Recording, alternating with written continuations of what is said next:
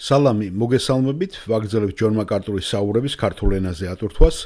ეს არის ბიბლიური კითხვები და პასუხები. შემდეგი კითხვა ძალიან საინტერესოა და ეხება ეკლესიასეს წიგნს და იქიდან ამოღებულ მუხლებს. მე უნდა უბრალოდ გავიხსენო, რომ ჩემი პირველი წიგნი, რომელიც მე შემხვდა ცხოვრებაში, ძალიან პატარა ვიყავი ალბათ მაშინ, იყო ეკლესიასთან. მამაჩემმა იყიდა ბროშურად, ცალკე იყო გამოცემული. და ეგ წავიკითხეთ, ჩემზე დიდი ზემოქმედება მოახდინა მან, მაგრამ მე არანაირად არ ვიცოდი ახსნა ამ წიგნის და მიდგომა, რასაც ახლა თქვენ მოისმენთ ჯონ მაკარტურისაგან. მაგრამ მიუხედავად ამისა, ეფექტი იყო ძალიან დადებითი და კერძოდ რა.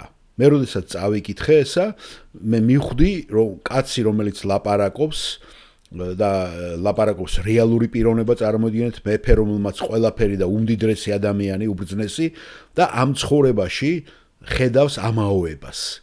ეს იყო ჩემთვის ძალიან მნიშვნელოვანი, ძირითადი რაც დამრჩა მე ამ წიგნიდან და სულ გამომყვა ეგ, რომ არ ღირს ამ ცხოვრებაში ადამიანი რომ გამოეკიდო ცხოვრებისეულ, მიუხედავად იმისა, რომ მაშინ აქცენტი მე ვარ ურწმუნო, ღმერთის ათეისტი და ღმერთი ვერ დავინახე იქ, გესმით? ღმერთის შემდეგ იქ არის მითითებული ღმერთის შესახებ, მაგრამ ღმერთი მაგ დროს ჩემთვის იყო არარსებული პიროვნება, გესმით? არც რაღაცა ძალა, არაფერი არ ვცნობდი მაშინ. ალბათ 12 წლისა ვარ, ალბათ 11, 13, აღარ მახსოვს ზუსტად. მაგრამ ნამდვილად არა ვარ 15 და 16-ის.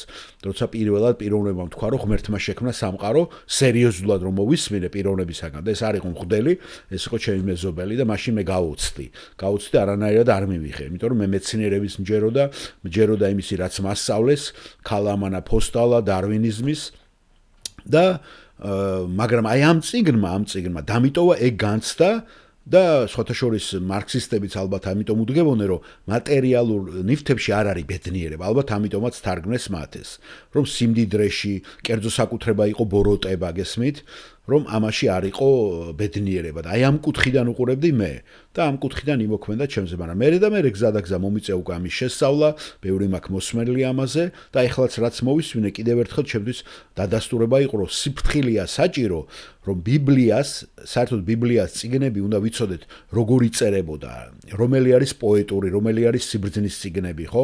განვასხვაო წინასწარმეტყველური წიგნები, რომელ წიგნებთანაც ჩვენ მუდამ ვიყოთ და ვიტრიალოთ და ახალგაზრდა ჩემს სტუმარსაც ვეუბნებოდი, რომ ესეთი არის წერილები, ეპისტოლეები, ახალი ათვლის ეპისტოლეები, იმიტომ რომ სიუჟეტს სხვა წიგნებისას ძალიან კარგად შეისწავლი, მაგრამ ეს წიგნები ჩვენ გვადგია ყოველდღიურში სულიწმინდის დარიგებები, პავლეს მიერ, პეტრეს მიერ, იაკობის მიერ, ყველას მიერ.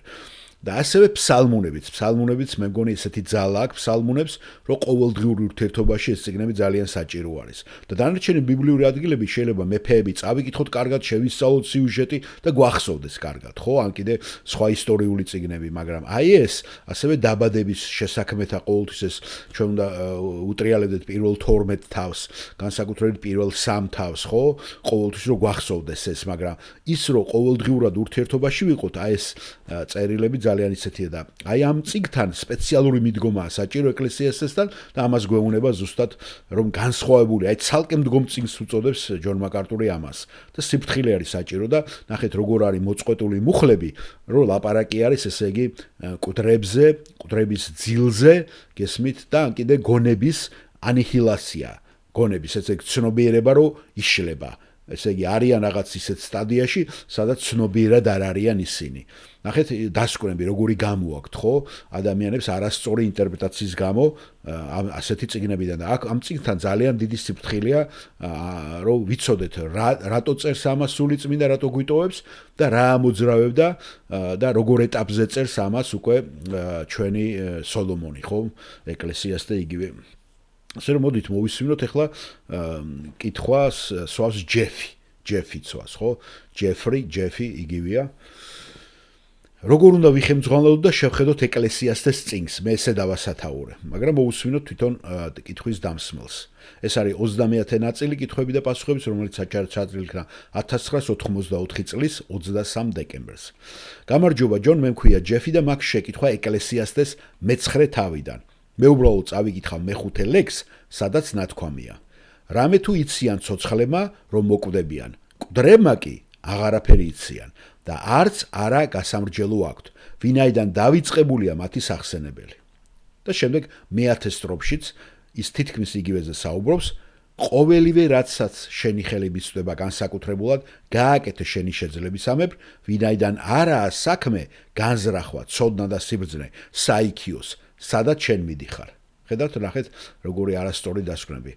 და ჯეფი ამბობს, რომ არიან ისეთი ადამიანებიც, რომლებიც ემხრობიან მოძღვრებას სულის ძილის ან მიცვალებულთა ცნობიერების ანიჰილიზაციაზე, ანუ განადგურების შესახებ. ეს არის მათი დამადასტურებელი ტექსტები. როგორ შევარიგოთ ეს ახალი აღთქმის სხვა დოქტრინასთან? ნახეთ, როგორი ის არის, ალბათ პიროვნებამ მოისმინა ვიღაცისგან ეს და იმას აკრა. ეხლა მე როდესაც წავიკითხავ და ბატონი ჯონის პასუხს გაგცემთ, ხომ? ბატონ ჯონს მოყავს ეკლესიასთეს მუხლები, წიგნები, რომლებიც მე როგორც ნათარგმნი იყო ისე დავტოვა, ასე რომ თუ რაღაცა ხარვეზი იქნა, გთხოვთ მომიტევოთ. დიახ, კარგი კითხვაა, ჯეფ, ნება მომეცით მოგცეთ მხოლო ცირეთ გაგება და ფონი ამ წიგნის შესახებ. ეკლესიასთეს წიგნი არის ძალიან საინტერესო წიგნი. და თქვენ უნდა კარგად იცოდეთ და გესმოდეთ რამდენიმე ძირითადი რამ, როცა ამ წიგნთან მიდიხართ და ამ წიგნზე საუბრობთ. კარგით? პირველ რიგში, გთხოვთ რომ შოკში არ მოხვიდეთ. ეკლესიასთე ყოველთვის არ ამბობს ჭეშმარიტებას. ესმით? სიმართლეს არ ამბობს. სიმართლეს ფაქტობრივ სიმართლეზე არ ლაპარაკი. ჭეშმარიტება.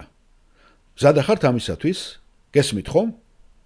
რა? და თქვენ იტყვით, რა ეს ჰერესია? არა, მომისმინეთ, ეკლესიასთე ყოველთვის არ ამბობს ჭეშმარიტებას. აი, მოусმინეთ ახლა. ეს სიმართლეა? ამაოება, ყველაფერი ამაოა. ეს სიმართლეა? ანუ ყველაფერი რა უაზროა და სიცარიელია და ყველაფერი უსარგებლოა? და მოусმინეთ, რა სარგებელი აქვს კაცს მთელი თავისი შრომით, რომელსაც ის მზის ქვეშ აკეთებს. ერთი თაობა მიდის, მეორე თაობა მოდის, დედამიწა სამუდამოდ რჩება, რა ეს მართალია? დედამიწა სამუდამოდ არ რჩება? მზე ამოდის, მზე ჩადის, თავის ადგილზე მიიჩქარეს. ქარი მიდის სამხრეთისაკენ, ბრუნდება ჩრდილოეთისაკენ, მდინარეები მიედინებიან ზღვისკენ, მაგრამ ზღვა არ ივსება. ყველაფერი სავსეა შრომით. მამაკაცებს არ შეუძლიათ ამის წარმოთქვა. თვალი ნახვით ვერ გაძღება. ყური არ აივსება სმენით. რაც იყო არის, რაც იქნება, რა, იცით, ეს რა არის?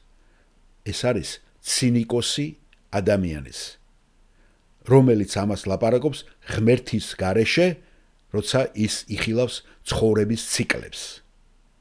ხედავთ, ეკლესიასზე არის წიგნი, რომელიც დაწერილია უხთო ცინიკური ადამიანის თვალთახედვიდან.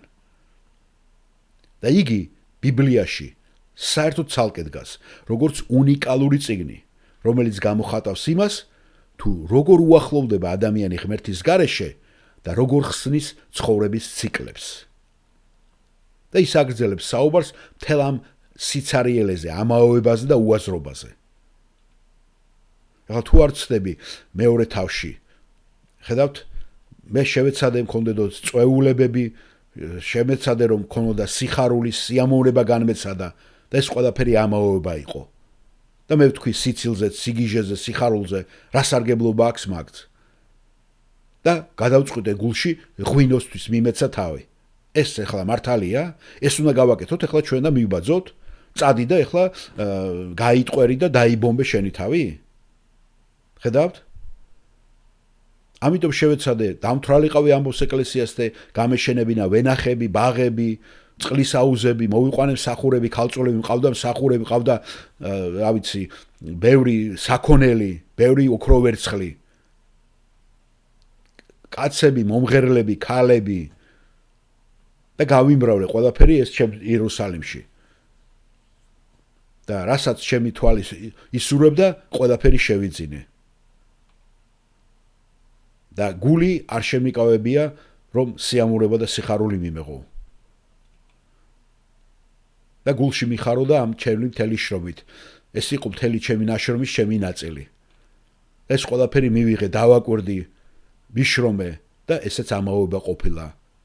ასე რომ მზის ქვეშეთში არ არის არაფერი სარგებელი.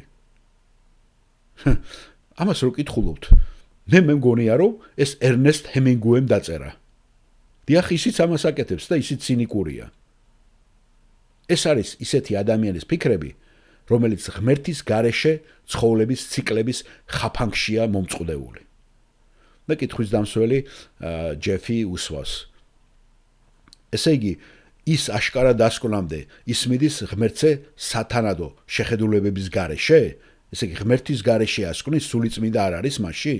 დიახ, ისმიდის იმ თალთვახედავდე, ხედავთ, რომ უბრალოდ პრაგმატულად მიდი და ისიამოვნე ცხოვრებით.